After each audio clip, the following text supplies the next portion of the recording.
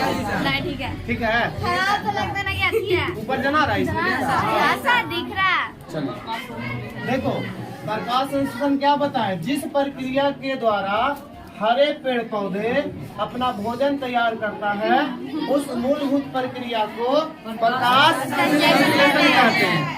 मतलब जिस प्रक्रिया के द्वारा हरे पेड़ पौधे अपना भोजन तैयार करता है, उस मूलभूत प्रक्रिया को क्या कहते हैं? प्रकाश संश्लेषण कहते हैं। देखिए, सभी हरे पौधे में क्या होता है? वर्णहरित पाया जाता है। अरे क्लोरोफिल पाया जाता है पत्ती में, जिसके कारण से पेड़ पौधा क्या दिखता है? हरा दिखता है। पेड़ पौधा क्या दिखता है? हरा दिखता है। और देखो, क्लोरोफिल में सूर्य की प्रकाश को अवशोषित करने की क्या होती है? क्षमता होती है। सूर्य को प्रकाश की अवशोषित करने की क्या होती है? क्षमता होती है। और जब तक सूर्य के प्रकाश अवशोषित नहीं करेगा, क्या प्रकाश संश्लेषण की क्रिया होगा? नहीं होगा, नहीं होगा ना।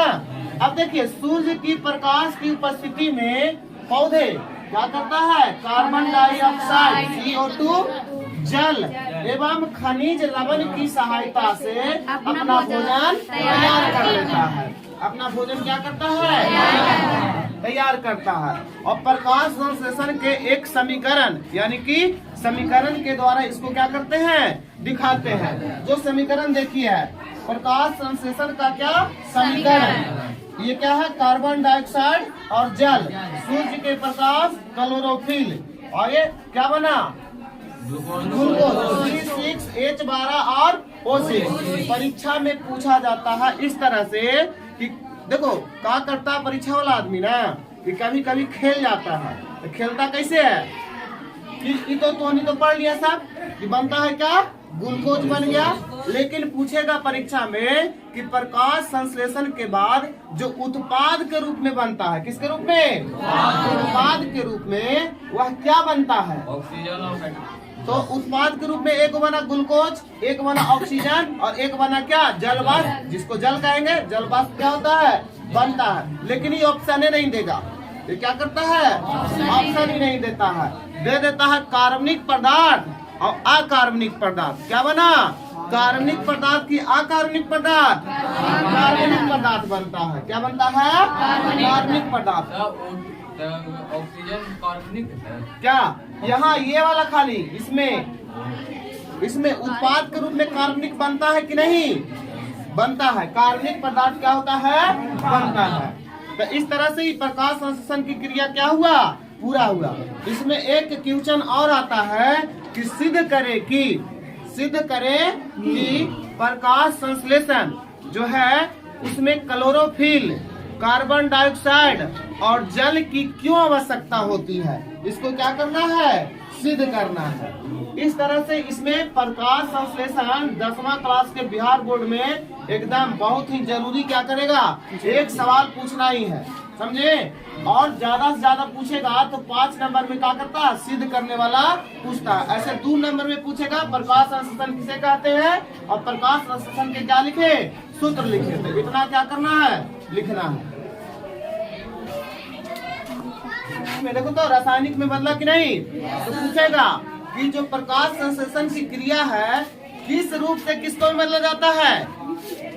तो सूर्य से ऊर्जा जो प्राप्त करते हैं उसको विकिरण कहते हैं। तो विकिरण ऊर्जा से किस ऊर्जा में बदलेंगे? रासायनिक ऊर्जा में। विकिरण ऊर्जा से किसमें? रासायनिक ऊर्जा में। समझे? याद रखना है। ये सब खुदरा खुदरी प्रश्न आता है ऑब्जेक्टिव में, समझे ना? खुदरा खुदरी वाला प्रश्न का होगा, ऑब्जेक्टिव में आएगा। इसको याद रखना है। जब प्रकाश संश्लेषण की क्रिया है किस रूप से किस रूप में परिवर्तन हो रहा है, तो ऑप्शन ऐसे दे रहेगा, प्रकाश ऊर्जा से रासायनिक ऊर्जा में। ना बना दीजिएगा, प्रकाश ऊर्जा से किसमें? रासायनिक ऊर्जा में। अब देखिए आगे, ऑक्सीजन के द्वारा अब इसमें क्या होता है? प्रकाश संश्लेषण में उत्पाद के रूप में, किसके रूप में? उत्पाद। ऑक्सीजन किसके द्वारा निकलता है? तो रंध्र के द्वारा। ऑक्सीजन जब प्रकाश संश्लेषण की क्रिया होती है तो ऑक्सीजन पेड़ पौधा में किसके द्वारा निकलेगा? रंध्र। रंध्र को इंग्लिश में एस्टोमाटा कहते हैं। क्या बोलते हैं? एस्टोमाटा। मतलब पूछेगा कि गैसों का आदान प्रदान किसके? गैसों का आदान प्रदान किसके द्वारा होगा? तो स्टोमाटा के द्वारा। गैसों का आदान प्रदान किसके द्वारा होगा? स्टोमाटा के द्वारा। समझे? गैसों का आदान प्रदान मतलब कार्बन डाइऑक्साइड को क्या करना? लेना, और ऑक्सीजन को क्या करना? छोड़ना। ऐसा काम कखनी होगा जी? दिन में कि रात में? कौन तो लगा रात में कहता है। प्रकाश संश्लेषण का वाला काम कखनी होगा? दिन में कि रात में? दिन में होगा। किस में होगा? दिन में। सर हम बोले थे कि बल्ब मतलब कि जला के रखे तो होगा सर? नहीं होगा। बल्ब में कहाँ से विकिरण ऊर्जा मिलता है? अभी क्या बताएं कि प्रकाश संश्लेषण की क्रिया के लिए हरे पेड़ पौधे विकिरण ऊर्जा को, कौन सा ऊर्जा को? विकिरण ऊर्जा को क्या करता है?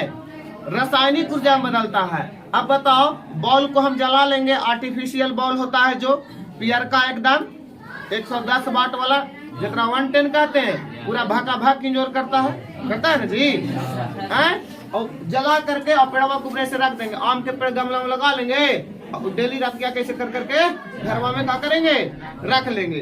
ठीक है, तो क्या होगा?